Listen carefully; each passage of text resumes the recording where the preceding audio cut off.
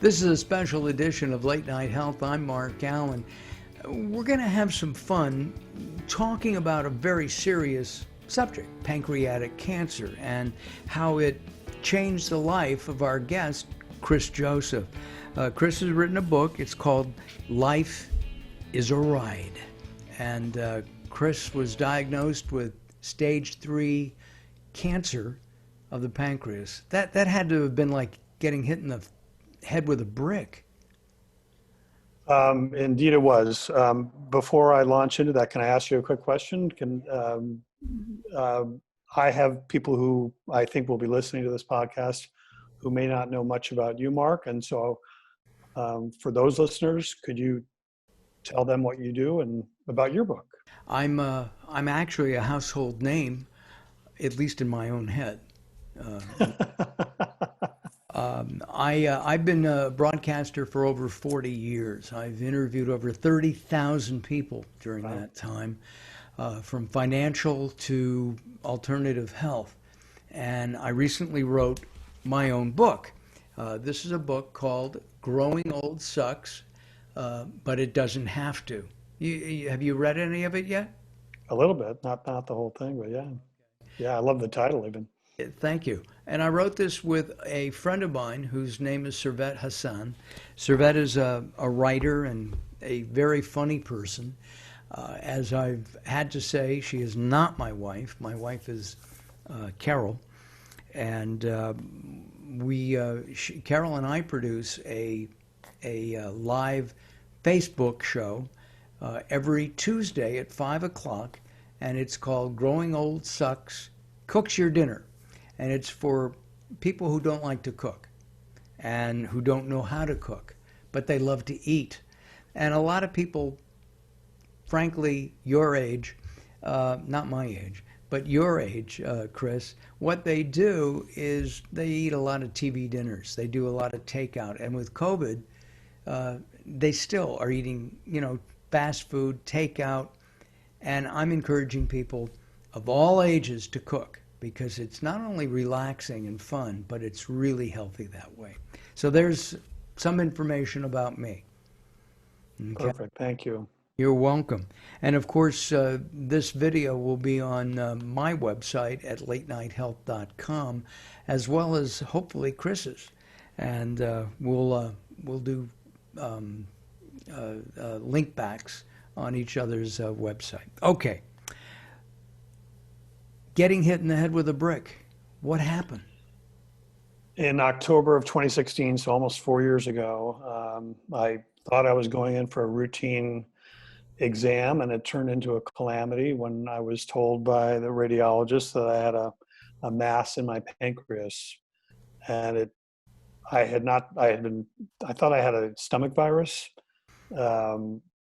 So to receive that kind of news, not only that I had a mass, but I had a mass in my pancreas. I didn't know at that point that it was 3rd stage, but it scared the crap out of me.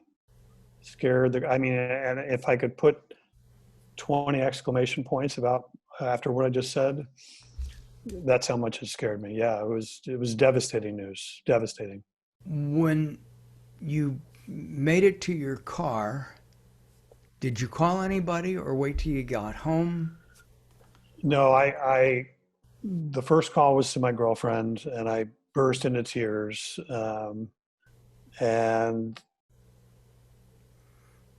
I could tell she was trying to process the information just as I was trying to process the information. She said, well, maybe it's not as bad as you think this is. And, she could have been speaking Chinese at that point. I was not listening to her. She was trying, she meant well. But my mind was going to pancreatic cancer, death sentence.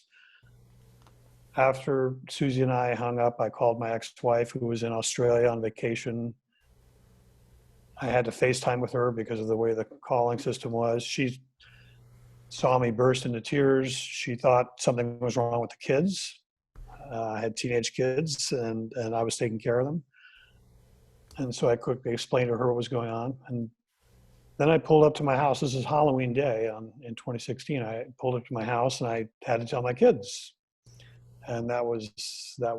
I told them what I knew, and there was still much at that point I didn't know. But that was a very emotional. Yeah, it still gets to me. That was a very emotional conversation. When you go back and think about that now, I can hear in your voice Mm. it's still affecting you. Absolutely. I mean, from writing a book, it's not just the writing, it's the rewriting and the editing, and you go around and around maybe a dozen times or so. And so I've had to go through that with my book. And every time I read the passage that I wrote, that I lived through, I burst into tears. Yeah, it's really hard reliving that day. Really, really hard. I don't think it'll ever go away. Maybe there'll be some healing from that day. But it will always be with me. Always. I'm going to ask you a question about faith. Hmm. And they say that there are no atheists in a foxhole, Mm. right? There's an analogy there between that foxhole in war with bombs and guns and whatever goes on and being given a diagnosis such as stage 3 pancreatic cancer. Hmm. Did you ever say, oh, please God, no? Um, the truth is, I don't think I did, I don't call myself an atheist or agnostic. And I actually wrote about this in the book too. I call myself the way I describe it is it doesn't matter what I think. There either is a God or there isn't a God, and whatever I believe is irrelevant. Um, I do believe in a higher power, and so I'm trying to answer your question. I think what I turned to more than that was, or instead of that, was realizing I, I've I was 59 at the time, and I've lived my life as a loner, even though I've had relationships and marriages and a girlfriend and kids, and it was not a good time to be a loner. And so I really had to learn connection, how to connect more with friends, how to connect more with my kids, how to accept people, how to accept help from people, how to connect with nature. So, you could probably put all that under the umbrella of some sort of higher power or God or spirit or something. I don't really know. Chris Josephism. I guess, yeah, the first one, maybe the last one. Maybe the first and last. Four-letter word, hope. A lot of times in my experience, and thank God, and I do believe in a higher power like you do, thank God that I have not personally been told you have XYZ. But a lot of doctors don't give hope. They'll say something like, all right, you're going to go through radiation, you're going to go through chemo, which we're going to talk about in a minute, and your chances with this kind of cancer are about 8%. There isn't much hope there. Tell us about that. So you may know that the statistics for pancreatic cancer are not good. I think there's a 10% chance of living beyond 5 years, something like that. And I didn't know what the statistics were when I was diagnosed, but I knew they were bad. It's the go-to cancer that screenwriters use to write out characters, that and breast cancer. And by the way, I've seen that even too many times since I was diagnosed, and I just turn off the TV or the movie because I just hate it. But you're right. I had to develop hope and cultivate hope. Hope is hard to achieve when you're first diagnosed with a deadly form of cancer. It's really, really difficult. I thought I was going to die, and I thought I was going to die within months. And to be fair, the doctors were not telling me that. They were not telling me that. They were saying, actually, the first doctor who it turned out misdiagnosed me, he said, you have a garden variety pancreatic cancer, which is a weird term to use, but that's the term he used. You'll be okay. Got to go through chemo, then maybe we'll do surgery. You'll be okay. Now, that's not how my journey. That's not how my journey went. We can talk about that, but in his own odd way, maybe he was giving me hope. I kept coming back to pancreatic cancer patients don't live long. So, I could have looked to others for help, but I didn't believe, I wouldn't have listened anyway. You Wouldn't have listened. were you in denial, do you think? Ask me that again. Was I Were you in denial? denial about my condition? Yes. I think I was more, I don't think I was in denial. It's a great question, but I think I was more petrified by my condition and because of that, magnifying what it meant. I don't think I was in denial. If you're asking me, did I deny the fact that I thought I was going to die? No, I thought I was going to die. Right.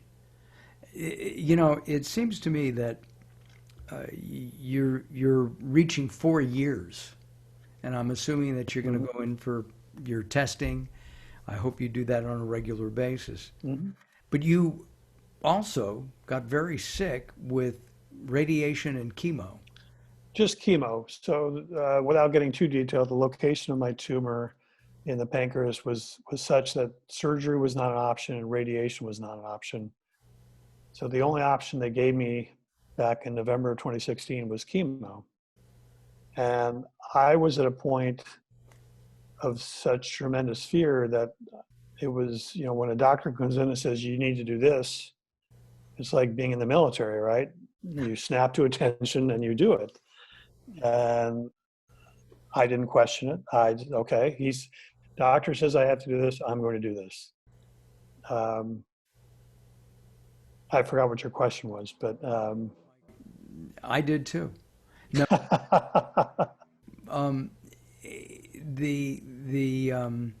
I guess the options. You just hit on something that we talk about a lot on Late Night Health. Doctors tend to say, "Here's what you're doing," but you took another road, which I think is really, really important in saying, "Hold it, I'm in charge of my health care. Doctor, you work for me. I don't work for you." A lot of doctors forget that. So absolutely that happened, and I'll describe that in a little bit of detail. But to be fair and clear, I did not do that at first. As I said, I did what I was told. And I learned by the fact that chemotherapy almost killed me. Chemotherapy is tough. I mean, it helps a lot of people, and I want to be fair about that. I'm not anti-chemotherapy, or I'm not anti-radiation or anti-surgery or anything like that. But it almost killed me. It also wasn't helping my cancer. My cancer was getting worse while doing chemo. So I was having the double whammy. And finally, one day, a few months later, I went to the hospital. My girlfriend took me to the hospital. And I thought I was so panicked, and it really was panic more than anything else. I thought I was going to die within a couple of days. Obviously I didn't, but I woke up the next morning at home. They didn't keep me hospitalized. And I told my girlfriend that I was done with chemo. I was done. I had no plan B. It was not, I'm done with chemo. I'm going to go try this other doctor or this type of alternative medicine. And nothing. And it turned out to be the best day, because all of a sudden that opened up a myriad of possibilities that I didn't know existed. So what did you do? I know you went on an alternative route. Yeah, I mean, the summary is that I did what I call a combination of, I put it under the umbrella of immunotherapy, both Western medicine immunotherapy and natural immunotherapy. I started with natural. I was doing that here in Los Angeles, and also I went to Germany for 3 weeks. This was all in 2017. Then I came back, and there had been it turned out, as I mentioned earlier, I was misdiagnosed. The garden variety cancer that my first doctor thought I had he didn't find this out. I fired him, and it turned out I had a very rare form of pancreatic cancer. 1 out of 100 patients pancreatic cancer patients have what I have. Coincidentally and luckily, the Western medicine immunotherapy got approved by the FDA right when I returned from Germany. So I did that for 2 years. I was still doing some natural stuff at the same time. I don't call it being cured. I don't call it being in remission. I call it that I'm in recovery. But my tumor is about a third smaller than it was when I first started. Nothing has spread. Nothing has grown. I feel great. I feel the best I've felt in years. Um,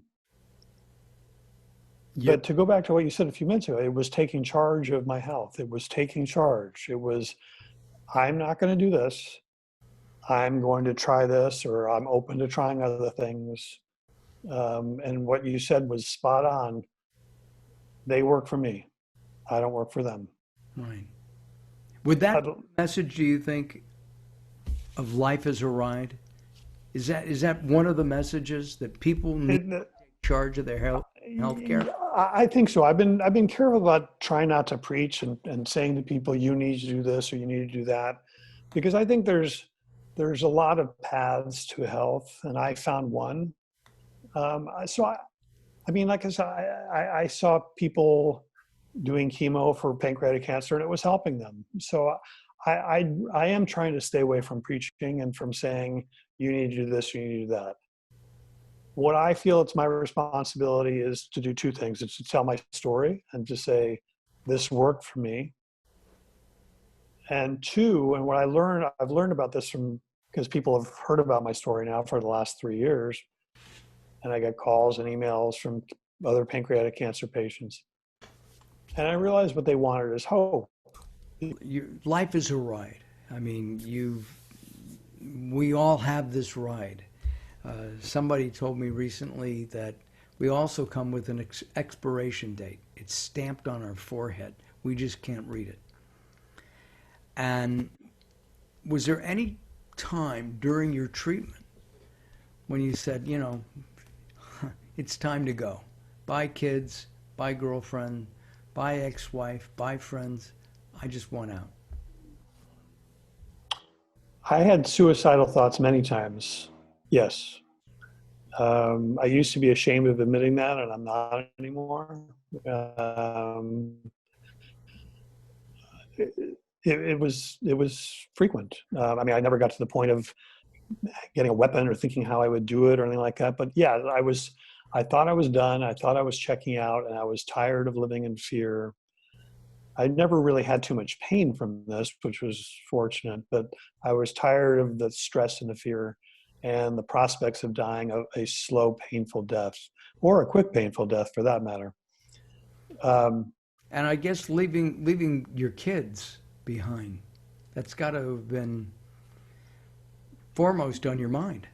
Yeah, my kids were in 8th grade and 6th grade when I got diagnosed. I actually wrote a letter to them in March, a few months after I was diagnosed, and it was a goodbye letter. And I never sent it to them, never gave it to anyone. I put it in the book because I thought it was important to talk about how I was feeling back then. And I read that letter now. When I was writing the book, and that's another tough thing to go through. I mean, having kids. I mean, I would constantly the obsession. One of the obsessive thoughts I would have is I'm not going to live long enough to see my kids graduate. I'm not going to live long enough to see them get married and have kids of their own. What are they going to be like? What kind of careers will they have? Yeah, it tortured me. At the same time, you needed to work Full time. And what? Yeah. I have a company that prepares environmental impact reports for real estate developers, and I want to be honest that I have people that I've worked with for a long time, in some cases over 20 years, and they really, they're great people and great employees, and they did even more to pick up the slack, because when I say I worked full time, I was doing some work every day, but there were some times I couldn't, if I had a chemo treatment or something like that. Right. I guess my point is I never took an extended period of time off, but having great employees really helped. All right, not to be political, but we don't have any environmental problems in this world of ours. Okay. Well, okay. Write him, not me. Yeah, that's right. Right. Um, we have just a couple minutes left, Chris, and your journey is amazing to me. Truly, you're a health hero. Do you feel like that? Let me tell you, let me see if I can drill down to answer your question. I feel lucky. I feel grateful. I feel empowered. Um, it's hard to grasp the hero thing. Yeah, it's hard for me to own that. I don't know if it's true or not, but it's just hard to own that. Maybe I can answer better this way. Even though I'm not deeply religious, I had so many people helping me, whether it was my girlfriend, my ex-wife, my kids, friends, family. I call them angels. Huh. And I feel like what I'm doing now is paying it forward because I had so much help. And so if I can be of help to someone else, I think that would be great. I think that'd be great. I don't know if that's being a hero or not. To me, it's just, it's passing along what was given to me. That's terrific. Chris, thank you very much for joining us here on Late Night Health. I hope you've had a good time. If somebody wants the book, it's available at Amazon. It is, I have to hold it up, right? It's I covered my name there. It's available on Amazon, Barnes and Noble. It soon will be on iBooks. I don't know if it's up there yet.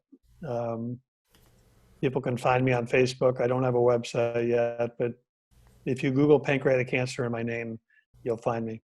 It will pop up. Chris, thank you a lot. We'll do this again, okay? Maybe toward the end of the year. We'll give hope for cancer patients of all kinds based on your story, and I really, really appreciate your spending some time with us today. Join us at latenighthealth.com. That's latenighthealth.com. I'm Mark Allen. We'll see you next time. Bye-bye for now.